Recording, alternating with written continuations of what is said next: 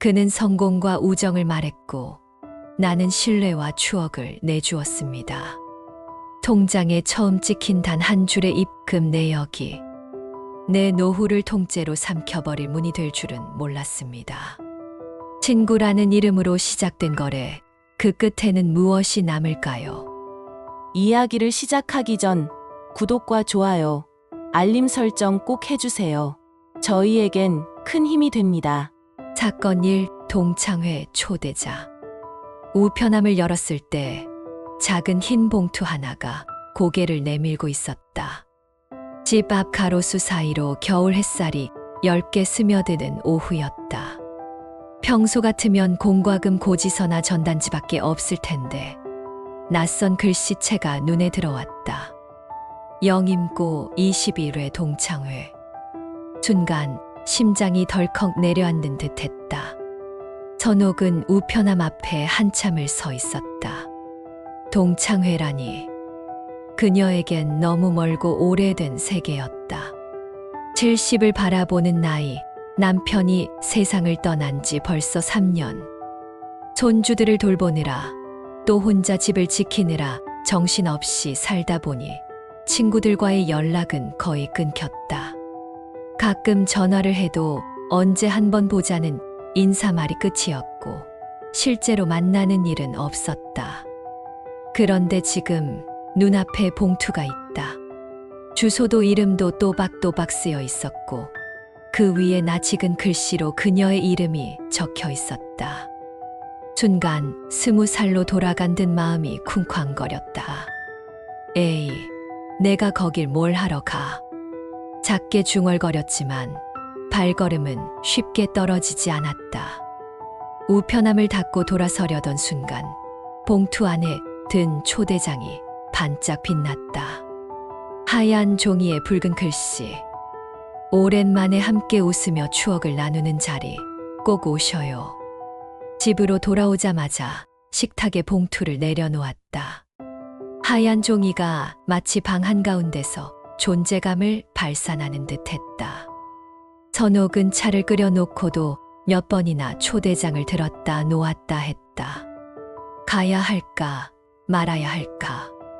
마음속에서 두 목소리가 싸웠다. 한쪽은 말했다. 괜히 나가서 초라해 보이면 어쩌려고. 다들 집안 잘 꾸리고 사는데 넌 혼자잖아. 또 한쪽은 속삭였다. 그래도 그때 친구들이 보고 싶지 않아?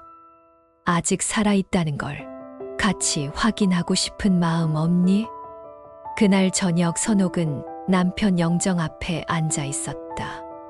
사진 속 남편은 늘 그렇듯 무뚝뚝한 얼굴이었다.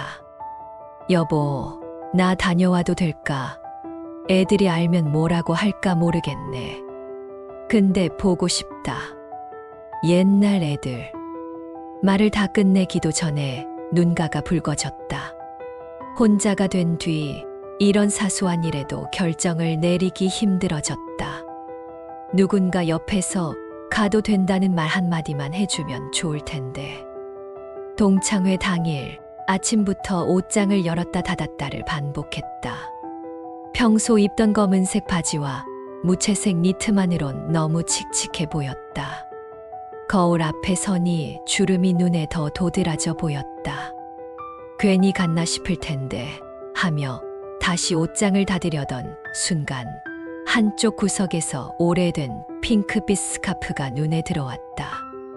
남편이 살아있을 때 기념일이라고 사줬던 것이었다. 그걸 목에 둘러보니 얼굴이 조금은 환해 보였다. 그래, 오늘 하루만은 나도 좀 꾸미고 가자. 화장을 하려다 멈췄다. 10년 넘게 손에 잡지 않았던 파우치 속에 묵은 화장품이 들어있었다. 미묘하게 바랜 립스틱을 꺼내 조심스레 발랐다. 거울 속 얼굴은 낯설었지만 동시에 조금은 생기가 돌았다. 호텔 연회장 앞에 도착했을 때 발걸음이 얼어붙었다. 주차장에는 반짝이는 외제차들이 줄지어 있었고 로비 안에서는 지인들과 웃고 떠드는 사람들의 목소리가 흘러나왔다. 들어가야 하나 그냥 돌아설까. 손에 쥔 초대장이 땀에 젖어 구겨졌다. 문 앞에 서성이는 그녀를 보고 누군가 반갑게 소리쳤다. 어머, 선옥이 아니야? 돌아보니 중학교 때 같은 반이던 정이었다. 나 몰라보겠다. 야, 진짜 반갑다. 들어가자. 그 한마디의 발걸음이 저절로 연회장 안으로 옮겨졌다. 안은 환했다. 둥근 테이블마다 음식이 가득했고 무대 위 스크린엔 예전 졸업사진이 슬라이드로 지나가고 있었다. 젊은 얼굴들이 지나갈 때마다 환호와 웃음이 터졌다. 야, 이 사진 봐라. 철수 머리 봐라. 누군가가 소리쳤고 순간 회장 안이 술렁였다. 그리고 문이 열렸다. 늦게 들어온 한 남자가 천천히 걸어왔다. 키가 훤칠했고 머리는 희끗했지만 옷차림이 번듯했다. 그는 청바지 주머니에 수입차 키를 꽂은 채 능글맞은 미소를 지었다. 오랜만이다, 얘들아. 순간 환호와 박수가 터졌다. 그가 바로 철수였다. 학창 시절엔 별 존재감 없었는데 지금은 마치 영화 속 주인공처럼 등장했다. 철수는 사람들과 인사를 나누다 선옥을 보자 눈을 크게 떴다. 야, 이게 누구야? 선옥이? 진짜 여전하다. 순간 얼굴이 붉어졌다. 오랜만에 듣는 이름, 오랜만에 마주하는 눈빛. 그는 아무렇지도 않게 과거의 추억을 꺼내며 말을 이어갔다. 내가 고3 때 내 도시락 반찬 나눠준 거, 난 아직도 기억나. 순간 마음속에 잠자고 있던 어떤 감정이 꿈틀거렸다. 잊고 있던 친구라는 단어가 그 한마디에 다시 살아난 듯했다. 연회는 이어졌고 웃음과 추억이 넘쳐났다. 하지만 선옥의 시선은 자꾸만 철수를 따라갔다. 그는 테이블마다 다니며 사람들을 챙겼고 농담도 잘했다. 그러나 그의 입에서 계속 흘러나오는 말이 있었다. 은퇴하고 뭐 하냐? 다 같이 도우면서 살아야지. 요즘 세상 정보와 기회가 중요하다니까. 선옥은 그 말에 걸음을 멈췄다. 도우며 살아야지 정보와 기회. 밤이 깊어 연회가 끝났을 때 철수는 자신의 명함을 건네며 말했다. 언제든 연락해. 친구잖아. 손에 쥔 명함의 종이는 얇았지만 선옥에게는 묘하게 무거웠다. 오랜만에 느끼는 누군가의 온기, 오랜만에 들은 친구라는 단어. 집으로 돌아와 명함을 식탁 위에 올려두었을 때 방 안 공기가 달라져 있었다. 텅 빈 집이지만 오늘은 조금 덜 외로웠다. 하지만 그녀는 몰랐다. 그날의 초대장이, 그날의 만남이 앞으로 자신의 노후를 송두리째 흔들어 놓을 시작점이 될 줄은. 사건이 다시 만난 인연. 며칠 동안 선옥의 집안은 묘하게 달라져 있었다. 식탁 위에는 여전히 철수가 건네준 명함이 놓여 있었고 아침마다 차를 끓이다가도 문득 그 종이 쪽지에 시선이 머물렀다. 하얀 종이에 또렷하게 박힌 이름과 회사 로고, 전화번호. 손끝으로 몇 번이고 매만지며 생각했다. 전화해볼까? 아니, 웃음거리가 될 거야. 혼잣말처럼 중얼거리면서도 마음속은 편치 않았다. 오랜만에 느낀 누군가의 시선, 여전하다던 말 한마디가 그녀의 가슴을 묘하게 흔들어 놓았다. 남편이 떠난 뒤 집은 늘 조용했다. 벽식의 초침 소리만 울리는 저녁마다 텔레비전 불빛이 어두운 방을 지배했다. 하지만 그날 이후 선옥의 마음속에 다시금 작은 불씨가 살아난 듯했다. 그러던 어느 날 휴대폰이 울렸다. 모르는 번호였다. 선옥은 잠시 망설이다가 전화를 받았다. 여보세요? 야, 선옥이? 나 철수야. 순간 심장이 쿵 내려앉았다. 목소리였다. 다소 걸걸하면서도 사람을 끌어당기는 톤. 갑자기 전화해서 미안하다. 지난번 동창회 끝나고 인사도 제대로 못하고 헤어진 것 같아서. 근데 혹시 오늘 시간 있냐? 커피나 한잔 하자. 선옥은 얼떨결에 그래요라는 말을 내뱉고 말았다. 전화를 끊고 나서야 얼굴이 붉게 달아올랐다. 내가 왜 바로 그러겠다고 했지. 카페에서 만난 철수는 연회장에서보다 훨씬 편안해 보였다. 짙은 네이비 코트에 머플러를 둘렀고 손에는 종이컵 커피를 들고 있었다.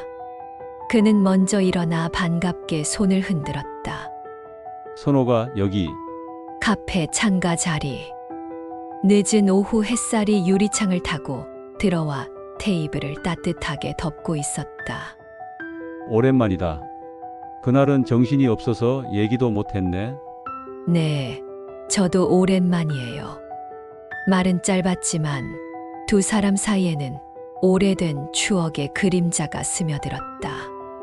학창 시절 함께 운동회에 뛰던 모습, 도시락을 나눠 먹던 순간, 졸업 앨범에 서로 장난스레 쓴 글귀들. 철수는 먼저 이야기를 풀었다. 난 사실 은퇴하고 나서 좀 다른 일을 해.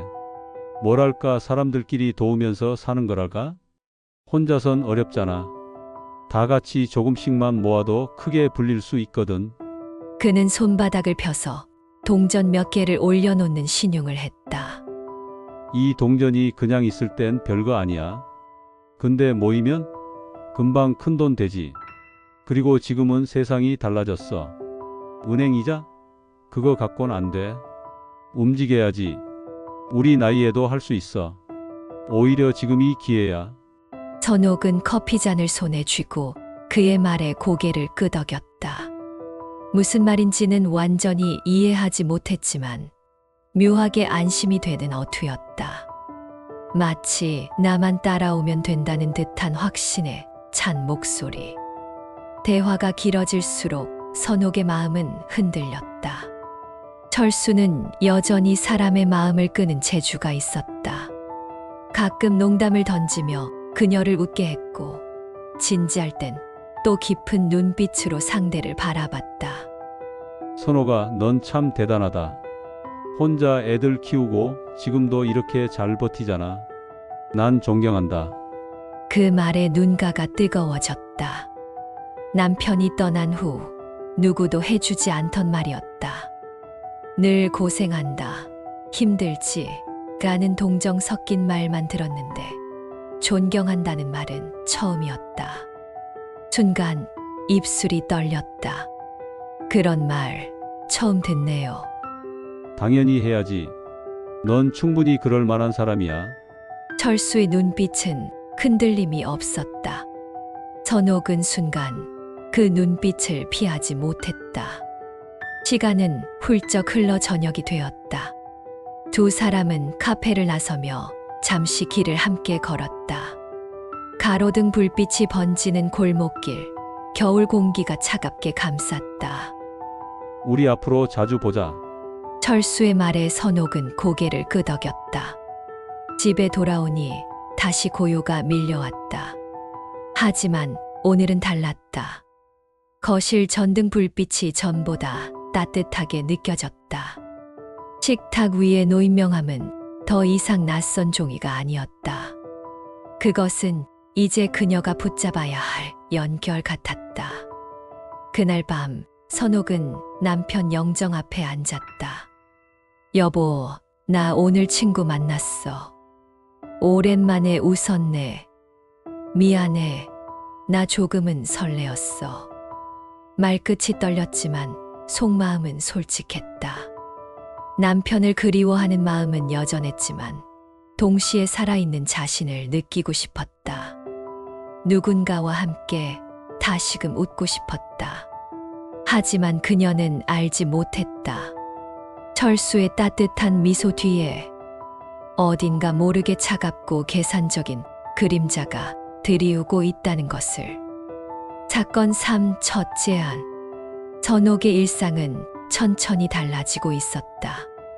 며칠 전까지만 해도 텔레비전 소리로만 채워지던 저녁 시간이 이제는 휴대폰 벨소리에 가끔 깜짝 놀라는 시간으로 바뀌었다. 모르는 번호가 찍히면 혹시나 하는 마음이 먼저 들었고, 그 번호가 철수라는 걸 확인하면 입가에 알 수 없는 미소가 번졌다. 철수는 자주 연락을 했다. 밥 먹었냐는 안부에서 시작해 날씨 얘기, 옛날 학창시절 얘기까지. 가끔은 이야, 우리 진짜 늙었다며 웃기도 했다. 전화를 끊고 나면 방 안의 고요가 다시 몰려왔지만 이제는 그 고요가 예전처럼 무겁게 느껴지지 않았다. 누군가 자신을 기억하고 불러주고 챙겨준다는 사실만으로도 마음 한구석이 따뜻해졌다.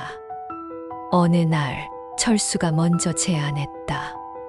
선호가 오늘 시간대? 내가 좋은데 보여주고 싶어. 선옥은 잠시 망설였다. 좋은 데라니. 괜히 부담스러운 자리면 어쩌나 싶었지만 마음속에서는 이미 대답을 하고 있었다. 네, 시간 돼요. 철수가 데리고 간 곳은 번듯한 건물의 10층, 작은 사무실이었다. 입구에는 세련된 로고가 붙어 있었고, 안으로 들어서자 넓은 유리창 너머로 도시 전경이 펼쳐졌다. 안에는 몇 명의 사람들이 둘러앉아 차를 마시며 웃고 떠들고 있었다. 여기가 어디예요? 선옥이 눈을 동그랗게 뜨자 철수는 익숙한 듯 웃으며 말했다. 내가 요즘 일하는 곳이야. 사실 은퇴하고 그냥 놀기만 하면 재미없잖아. 그래서 이렇게 친구들이랑 같이 뭘 해보는 거지. 테이블 위에는 각종 서류와 그래프가 놓여 있었다. 커다란 모니터에는 수익 곡선 같은 차트가 번쩍였다. 사람들은 이번 달 성과가 대단하다. 역시 팀장님 덕분이다 같은 말을 주고받았다. 철수가 선옥을 의자에 앉히며 말했다. 봐라, 다들 즐겁게 일하잖아. 이게 그냥 돈만 쫓는 게 아니라 서로 돕고 나누는 일이야. 작은 돈도 여기 모이면 크게 불어나고 그만큼 사람들 인생이 달라지는 거지. 그의 말투는 확신에 차 있었다. 잠시 후 철수는 서류 한 장을 꺼내 선옥에게 내밀었다. 이거 봐. 이번 달만 해도 이렇게 불었어. 나도 놀랄 정도라니까. 선옥이 내 퇴직금 있지? 은행에만 묵혀두지 말고 여기서 같이 굴려봐. 너한테도 애들한테도 좋은 일이 될 거야. 선옥은 순간 얼어붙었다. 퇴직금. 남편과 함께 일생을 바쳐 모은 돈. 지금은 은행 통장에 그대로 묻어두고 있었다. 늘 이자로만 조금씩 꺼냈으며 생활을 이어가고 있었는데 철수의 말이 가슴을 쿵 치고 들어왔다. 저는 그런 거 잘 몰라요. 괜히 위험한 건 아닌가 해서. 선옥이 조심스레 말하자 철수는 미소를 지으며 고개를 저었다. 위험? 에이, 세상에 위험 없는 일이 어딨어. 근데 여긴 달라. 내가 직접 다 관리해. 친구끼리 믿고 하는 거잖아. 내가 너한테 해를 끼칠 것 같아? 그의 눈빛은 흔들림이 없었다. 오래된 친구라는 믿음, 그리고 최근에 보여준 따뜻한 관심이 겹쳐져 선옥의 마음을 무너뜨리고 있었다. 사무실을 나서는 길, 철수가 다시 말했다. 선호가, 내가 너무 조심스러워서 그렇지. 기회라는 건 기다려주지 않아.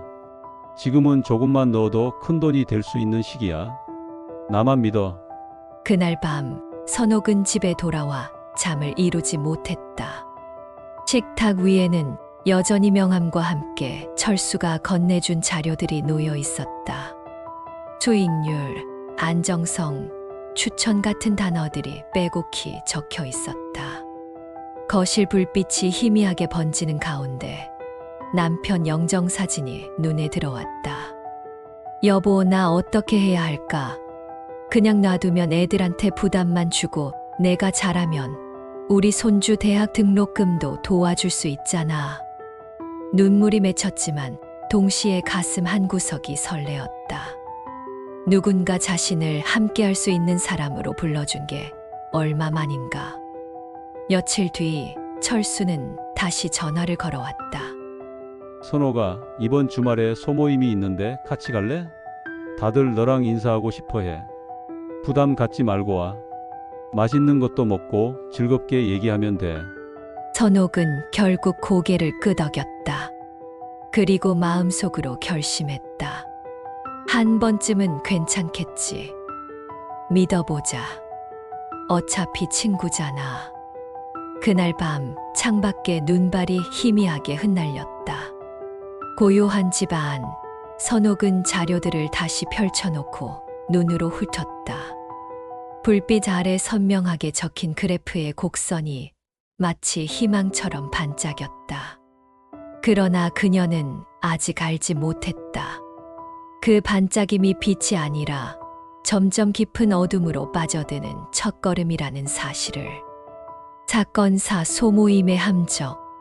주말 아침 선옥은 일찍 눈을 떴다. 전날 밤 늦도록 뒤척이느라 깊은 잠을 자지 못했는데도 몸은 묘하게 들떠 있었다. 창밖에는 겨울 햇살이 차갑게 내리쬐고 방 안의 공기는 고요했다. 그녀는 옷장을 열고 한참을 서성였다. 평소 입던 검은색 바지와 회색 카디건이 눈에 들어왔지만 마음 한켠에서는 조금 더 단정하고 환한 옷을 입고 싶었다. 결국 오래 묵혀두었던 베이지색 코트를 꺼내 걸쳤다. 괜히 과한 건 아닐까. 거울 속에 비친 자신의 모습에 속으로 중얼거렸다. 하지만 다시 생각했다.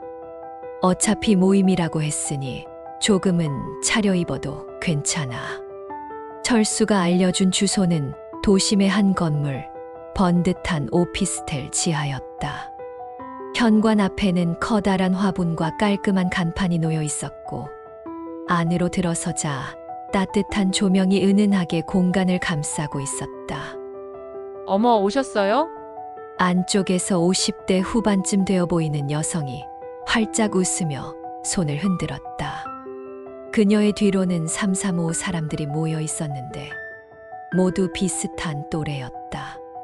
한쪽에서는 다과가 마련돼 있었고 다른 쪽에서는 빔 프로젝터 화면에 그래프와 사진이 번쩍였다. 선호가 철수가 반갑게 다가와 팔을 살짝 잡았다. 그 친근한 손길에 선옥은 어깨가 살짝 굳었지만 동시에 안도감도 느꼈다. 낯선 공간이었지만 적어도 철수가 곁에 있으니 크게 어색하지 않았다. 모임은 의외로 활기찼다.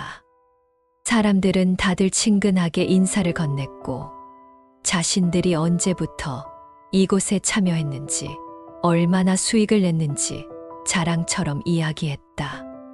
저는 작년에 남편이 은퇴하면서 시작했는데요. 벌써 이만큼이나 벌었어요. 우리 아들은 아직 대학생인데 이걸로 등록금 걱정이 없어요. 말마다 웃음이 터졌고 분위기는 화기애애했다. 선옥은 처음엔 그저 경청만 했다. 하지만 시간이 지나면서 점점 고개를 끄덕이고 있는 자신을 발견했다. 모두가 잘 된다고 말하는데 자신만 망설이는 것이 오히려 이상한 듯 느껴졌다. 잠시 후 철수가 무대 앞으로 나섰다. 그는 마이크를 들고 특유의 자신감 넘치는 목소리로 말했다. 여러분, 세상은 빠르게 변하고 있습니다. 은행에 돈을 묻어두면 이자는 고작 몇 푼. 하지만 여기선 다릅니다. 함께하면 두려울 게 없어요. 우리가 서로를 지켜주니까. 그의 말에 박수가 터졌다. 선옥도 무의식적으로 손뼉을 쳤다. 철수는 이어서 화면을 가리켰다. 그래프는 가파르게 상승했고 성공 사례라는 사진들이 연이어 나타났다. 누구는 새 집을 장만했고 누구는 해외여행을 다녀왔다고 했다. 이건 꿈이 아닙니다. 여러분도 할 수 있습니다. 오늘 이 자리에 처음 오신 분도 계시죠? 바로 선옥 씨. 순간 모든 시선이 선옥에게 쏠렸다. 얼굴이 화끈 달아올랐다. 철수는 웃으며 말을 이었다. 선옥 씨도 우리와 함께라면 곧 이런 성과를 얻을 겁니다. 여러분 응원해 주실 거죠? 사방에서 박수가 쏟아졌다. 낯선 사람들의 환호 속에서 선옥은 마치 무대 위에 홀로 서 있는 듯한 기분을 느꼈다. 모임이 끝난 뒤 사람들은 자연스럽게 명함을 건네며 연락처를 주고받았다. 누군가는 그녀의 손을 꼭 잡으며 말했다. 걱정 마세요. 저도 처음엔 불안했는데 지금은 정말 잘한 선택이었다고 생각해요. 우리 나이에 이런 기회 흔치 않잖아요. 용기 내세요. 그 말들이 귀에 맴돌았다.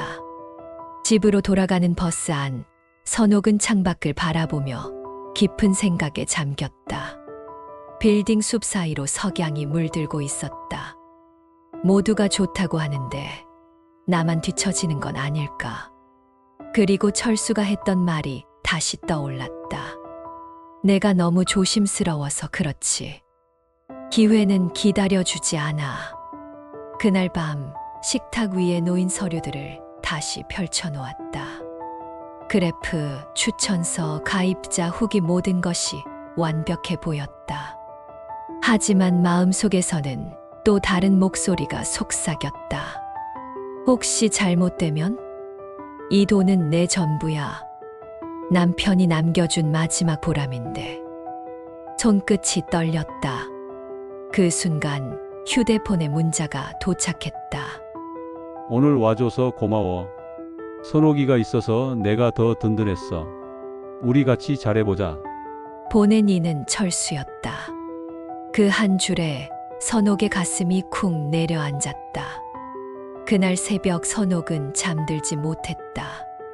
남편 영정 앞에 앉아 조용히 속삭였다. 여보, 나 뭘 해야 하지? 나도 이제 누군가의 도움이 필요해. 혼자선 너무 힘들어. 하지만 영정 속 남편은 여전히 말이 없었다. 사진 속 무표정한 얼굴만이 방안을 가득 채웠다. 그녀는 알지 못했다. 오늘의 따뜻한 박수와 환호가 사실은 더 깊은 수렁으로 빠져드는 달콤한 함정이었다는 것을. 사건 5첫 투자, 흔들리는 마음. 그날 이후 선옥의 마음은 늘 무겁게 출렁였다. 아침에 밥을 차리면서도, 장을 보러 가는 길에서도, 심지어 밤에 TV를 보다가도 머릿속에선 자꾸만 철수의 말이 맴돌았다. 이건 기회야. 늦으면 손해지. 내가 망설이는 동안 다른 사람은 벌고 있어. 그 말들이 무심코 귓가에서 되살아났다. 집 거실 한켠, 남편의 영정 앞에 앉아있던 선옥은 속으로 중얼거렸다. 여보, 당신이 살아계셨다면 뭐라고 했을까? 그냥 은행에 넣어두라고 했을까? 아니면 용기 내라고 했을까? 하지만 대답은 돌아오지 않았다. 그저 고요한 사진 속의 미소만이 그녀를 더 초라하게 만들었다. 며칠 후 철수에게서 전화가 걸려왔다. 선옥아, 이번 주에 우리 회원들 몇 명이 새로운 상품에 가입하려고 해. 기회가 자주 오는 게 아니야. 너도 그때 같이 하면 좋을 것 같은데. 선옥은 한참을 망설였다. 나 아직 잘 모르겠어. 큰 돈인데 괜히 무리하는 건 아닐까 했어. 그 마음 이해해. 근데 선옥아, 내가 혼자가 아니잖아. 나도 같이 하고 있고 이미 다들 잘 되고 있어. 내가 늦게 들어오면 오히려 손해보는 거야. 너처럼 현명한 사람이 그걸 놓치면 안 되지. 철수의 목소리는 부드럽지만 단호했다. 마치 오랜 친구가 아니라 이미 신뢰할 만한 조언자처럼 들렸다. 그날 밤 선옥은 잠을 이루지 못했다. 장롱 속에 넣어둔 통장을 꺼내 들고 수십 번을 넘겨보았다. 남편이 생전에 조금씩 모아둔 퇴직금과 저축. 자식들에게 손 벌리지 않고 살아가려 남겨둔 최소한의 안전망이었다. 손끝이 떨렸다. 이걸 건드려도 될까? 아니면 그냥 가만히 있어야 할까가. 그때 휴대폰이 울렸다. 철수에게서 온 메시지였다. 걱정 마. 나도 다 투자했어. 우리 같이 잘해보자. 내가 곁에 있을게. 짧은 문장 하나가 깊은 밤의 불안한 마음을 파고들었다. 며칠 후 다시 모임에 나간 선옥은 주변의 분위기에 압도당했다. 저번에 넣었는데 이번 달 이자만 해도 벌써 2배야. 정말 세상이 이렇게 달라질 줄 몰랐어. 사람들은 다들 웃고 있었다. 명품 가방을 메고 온 사람도 있었고, 여행 다녀온 사진을 자랑하는 이도 있었다. 그리고 철수가 그녀 옆에 다가와 조용히 속삭였다. 지금 아니면 더 좋은 조건은 없어. 선호가, 넌 분명 잘할 수 있어. 그 순간 선옥은 날 수 없는 압박감에 숨이 막혔다. 나만 뒤처지는 건 아닐까? 나만 바보처럼 남는 건 아닐까? 결국 그녀는 통장에서 돈을 인출했다. 은행 창구 직원이 의아한 듯 묻자 선옥은 미소를 지으며 대답했다. 그냥 큰아이 집수리 좀 해주려고요. 거짓말이었다. 하지만 그렇게 말하지 않으면 손끝의 떨림이 너무 뚜렷이 드러날 것 같았다. 봉투 안에 담긴 현금을 들고 나오며 심장이 미친 듯이 뛰었다. 두렵기도 했지만 동시에 이상한 해방감 같은 것도 느껴졌다. 마치 자신이 드디어 새로운 세계에 발을 들이는 듯했다. 그날 저녁 철수는 봉투를 받아들고 미소 지었다. 잘했어, 선호가. 내가 용기 낸 게 후회 없는 선택이 될 거야. 그의 말은 달콤한 약속처럼 들렸고 주변 사람들은 축하의 박수를 보냈다. 하지만 그 순간 선옥의 마음 깊은 곳에서는 묘한 파문이 일었다. 정말 잘한 걸까? 혹시 돌이킬 수 없는 길을 들어선 건 아닐까? 그날 밤 집으로 돌아온 선옥은 다시 영정 앞에 앉았다. 촛불이 흔들리는 불빛 아래 그녀는 낮게 속삭였다. 여보, 나 이제 어쩌면 좋을까? 제발 꿈에서라도 대답 좀 해줘. 그러나 방 안은 여전히 고요했고 대답 대신 창밖에서 불어온 겨울 바람만이 스산하게 커튼을 흔들었다. 사건 6 흔들리는 일사. 첫 투자를 마친 날부터 선옥의 일상은 조금씩 달라졌다. 예전엔 아침에 일어나면 먼저 거실 창문을 열고 화분에 물을 주고 간단히 신문을 훑은 것이 하루의 시작이었다. 하지만 요즘은 눈을 뜨자마자 휴대폰을 집어들었다. 이번에 얼마가 들어왔을까? 손가락이 떨리며 뱅킹 앱을 켰다. 화면 속 숫자는 어제와 다르지 않았지만 선옥은 작은 기대를 버리지 못했다. 며느리가 전화를 걸어왔다. 어머니, 이번 주말에 손주 생일 파티 하기로 했잖아요. 오시죠? 선옥은 순간 머뭇거리다 대답했다. 아, 그날 모임이 있어서 내가 조금 늦을지도 몰라. 모임이요? 며느리의 목소리엔 알 수 없는 뉘앙스가 섞였다. 응, 그냥 친구들이라. 예전 같으면 단숨에 달려갔을 손주의 생일 자리조차 이제는 모임이라는 이름에 밀려났다. 모임에 가면 철수가 기다리고 있었다. 그는 늘 친근한 웃음으로 선옥을 맞았다. 선호가 잘 왔어. 요즘 기분은 어때? 그냥 뭐 잘 모르겠어. 자꾸 불안하기도 하고. 당연하지. 근데 말이야, 불안은 기회가 있다는 증거야. 내가 잘하고 있다는 뜻이기도 하고. 철수는 능숙하게 그녀의 마음을 어루만졌다. 다른 회원들도 다들 웃으며 우리 다 그렇게 시작했어. 이제 곧 재미 보실 거예요. 라며 분위기를 북돋았다. 그 속에서 선옥은 점점 여기가 나를 이해해주는 곳이라는 착각에 빠져들었다. 집에 돌아와서는 예전 같지 않았다. 밥상이 텅 비어 있어도 허전함이 크게 다가오지 않았고, 밤이 깊어도 잠이 쉽게 오지 않았다. 대신 머릿속에는 늘 사람들의 웃음소리가 울렸다.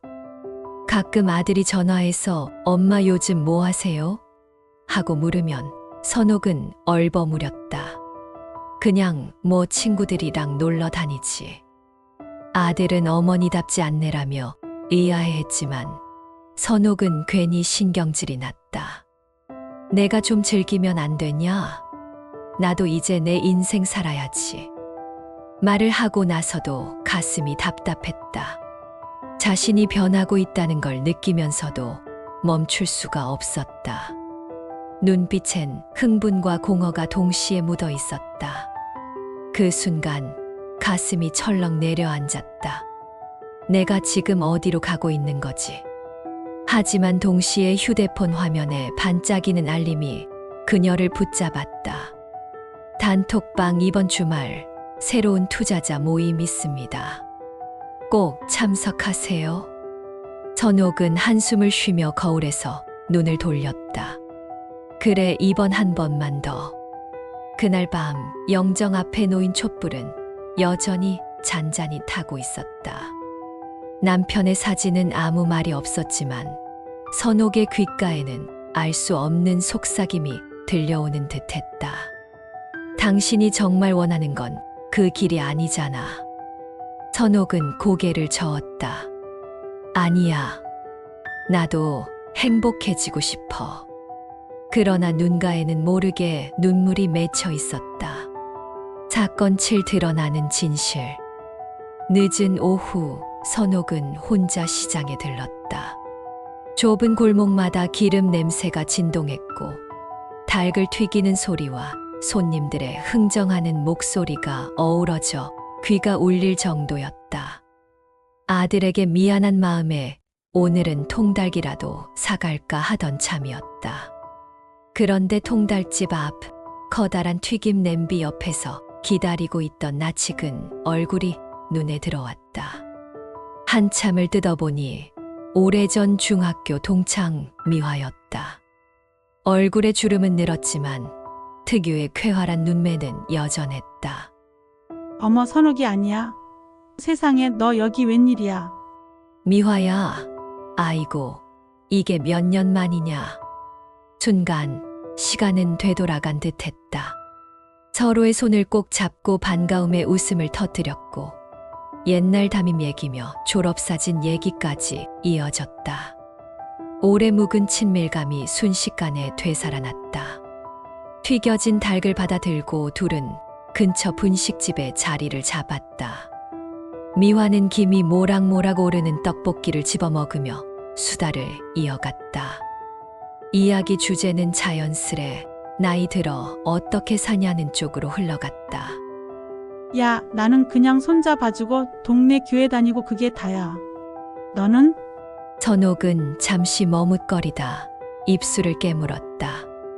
대신 조금 둘러댔다. 나도 뭐 그냥 지내지. 가끔 친구들도 만나고 하하. 그러자 미화가 문득 떠올린 듯 말했다. 근데 너 혹시 철수 알지? 우리 반에 있던 철수 말이야. 선옥은 젓가락을 멈추었다. 철수. 걔가 몇 년 전에 좀 시끄러웠잖아. 투자 돌린다고 사람들한테 돈 받았다가 경찰에도 끌려가고 신문에도 살짝 났었어. 기억 안 나? 순간 선옥의 손에서 젓가락이 딸깍 하고 떨어졌다. 튀김 접시에 부딪혀 작은 소리가 났다. 심장이 덜컥 내려앉았다. 아니야, 설마. 그럴 리가.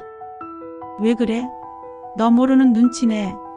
요즘도 그러는지는 모르겠지만 그때 난리였어. 나도 들은 얘긴데.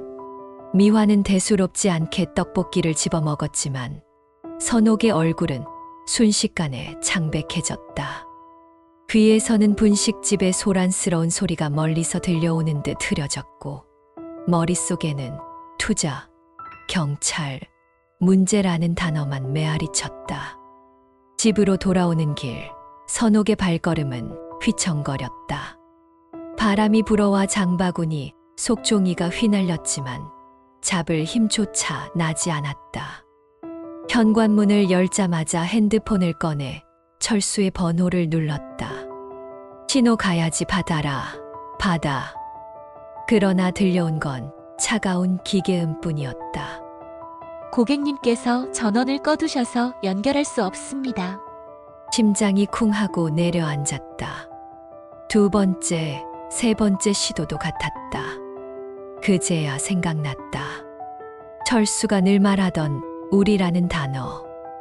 우리 같이 미래를 그려봐요. 우리 이번이 기회예요. 그는 늘 우리라 했지만 돌아보면 언제나 자기 얘기였다. 돈을 이야기할 때도, 만남의 약속을 잡을 때도, 심지어 술잔을 부딪힐 때조차 그는 시간을 자기 기준으로만 쟀다. 밤이 깊었다. 집안은 고요했지만 선옥의 가슴은 요동쳤다. 결국 그녀는 남편의 영정 앞에 섰다. 사진 속 남편은 여전히 단정한 미소를 짓고 있었다. 그 미소 앞에서 선옥은 한참을 서 있다가 무릎을 꿇었다. 여보, 나 바보 같지? 당신 가고 나서 마음이 허해져서 괜히 흔들리고 괜히 믿고 내가 왜 이렇게 살았을까? 눈물이 주르륵 흘러내렸다. 그토록 지켜야 했던 품위, 남편과의 약속, 아들 앞에서의 체면. 모든 게 무너져 내린 듯했다. 그날 밤 선옥은 불 꺼진 거실에서 혼자 울음을 삼켰다. 민호에게서 오던 단톡방 알림도, 설레던 말 한마디도 더 이상 울리지 않았다. 대신 귓가를 때린 건 미화의 말이었다. 투자 돌리다가 경찰 갔다 왔다더라. 짧은 한마디가 마치 망치처럼 그녀의 가슴을 내리쳤다. 그 순간 선옥은 비로소 깨달았다. 자신이 붙잡고 있던 건 희망이 아니라 환상, 꽃이 아니라 가짜 불꽃이었다는 걸. 그리고 그 불꽃은 이제 그녀의 노후를 태우며 사라지고 있었다. 사건 팔 가족의 분노.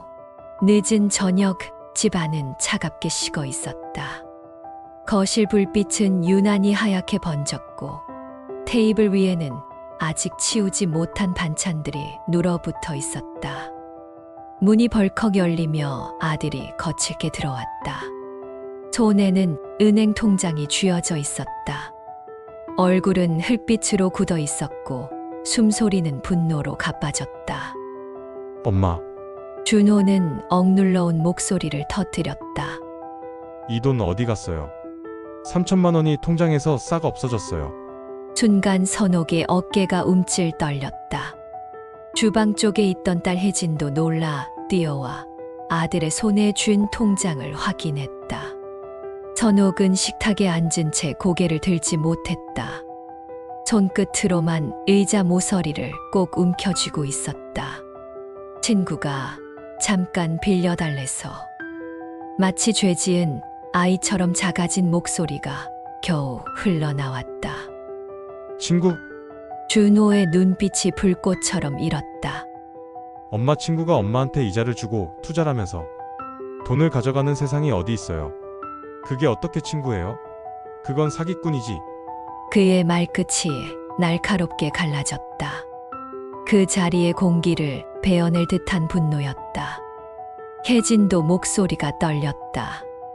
엄마 왜 우리한테 말 안 했어요? 큰 돈이면 한마디쯤 했어야죠. 왜 혼자 결정했냐고요. 선옥은 견디다 못해 갑자기 고개를 들었다. 눈가는 이미 촉촉히 젖어 있었고 목소리는 울분에 젖어 터졌다.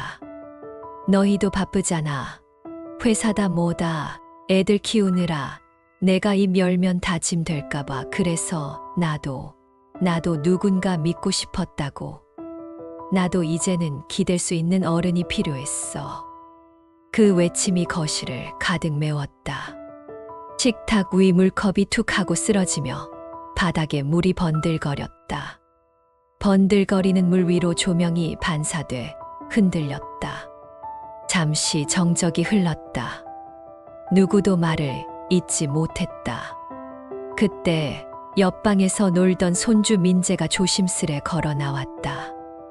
어린 눈동자가 불안하게 흔들리며 할머니를 올려다봤다. 할머니, 울어? 그 단순한 한마디가 방 안 공기를 송곳처럼 찔렀다. 선옥은 그 자리에서 무너져 내리듯 주저앉았다. 아니야, 아니야, 민재야. 할머니 괜찮아. 입술은 그렇게 움직였지만 눈물은 이미 주르륵 흘러내리고 있었다. 민재는 어린 마음의 상황을 이해하지 못한 채 물끄러미 바라보다가 결국 작은 손으로 할머니의 손등을 쓰다듬었다. 그 순수한 손길이 오히려 선옥의 가슴을 더 후벼 팠다. 준호는 이를 악물고 방으로 들어가 버렸고 혜진은 바닥에 엎드린 엄마 곁에 서 있었지만 아무 말도 하지 못했다. 선옥은 바닥을 보며 속으로 중얼거렸다. 이게 다 뭐라고, 내가 왜 이 지경까지. 그녀는 뼈저리게 깨달았다. 돈을 잃은 것보다 믿음을 잃은 것이 훨씬 더 큰 상처라는 걸. 그리고 그 상처는 이제 가족의 밥상마저 무너뜨리고 있었다. 그날 밤 거실에는 식지 않은 음식 냄새와 식탁 밑에 고인 물방울만이 남아 있었다. 사건 후 무너진 동창회. 동창회 분기 정기 모임 날, 선옥은 아침부터 이상한 불안을 느꼈다. 늘 먼저 와서 테이블을 잡아놓던 철수가 보이지 않았기 때문이다. 식당 안에는 익숙한 얼굴들이 하나둘 들어섰지만 철수의 자리는 끝내 비어 있었다. 혹시 연락 온 사람 있어? 누군가가 물었지만 모두 고개를 저었다. 자리엔 어색한 정적이 흘렀다. 늘 농담을 던지며 분위기를 띄우던 철수의 빈자리가 더 크게 느껴졌다. 그 순간 한 여성이 가방에서 두툼한 서류를 꺼내며 입을 열었다. 나 솔직히 말할게. 지난달에 돈 넣은 거 아직 한 푼도 못 돌려받았어. 그 말에 주변에서 웅성거림이 터졌다. 나도 그래. 나 이번에 확인했는데 집 담보까지 잡혔어. 한 남자가 머리를 감싸주며 바닥을 쳐다봤다. 다른 이는 욕설을 내뱉었고 어떤 이는 눈가가 붉어졌다. 테이블 위 술잔은 그대로였고 안주는 젓가락조차 닿지 않은 채 식어갔다. 선옥은 숨을 골랐다. 그제야 기억들이 파편처럼 스쳐갔다. 선호가 요즘 금리보다 훨씬 나아. 나 믿어. 우리끼리 하는 건데 뭘 그렇게 걱정해? 철수는 늘 그렇게 말하며 웃었다. 그리고 그 웃음에 선옥은 외로움을 맡겼다. 하지만 지금 눈앞에 펼쳐진 건 전혀 다른 현실이었다. 그래도 철수는 그럴 리가 없지 않아. 한 동창이 아직도 믿기지 않는 듯한 목소리로 중얼거렸다. 어릴 때부터 알던 애잖아. 우리랑 같이 땀 흘리던 애가 어떻게 우리를 속여. 그러자 다른 동창이 냉소적으로 웃었다. 그게 바로 우리가 속은 이유야. 어릴 때부터 알던 애라서 서류 한 장 확인도 안 하고 돈을 내준 거지. 결국 그 우정이 뭐였는데. 그 말이 떨어지자 방 안 공기는 더욱 무겁게 가라앉았다. 선옥은 벽에 기대앉아 그 모든 대화를 듣고 있었다. 친구 우정, 내가 믿었던 건 도대체 뭐였을까? 돈이 문제가 아니었다. 그와 주고받은 웃음, 술잔 부딪히며 나눴던 우리끼리라는 말들이 전부 거짓 같았다. 그날 모임은 술도 웃음도 없이 끝났다. 남은 건 초라하게 흩어져 나가는 뒷모습들이었다.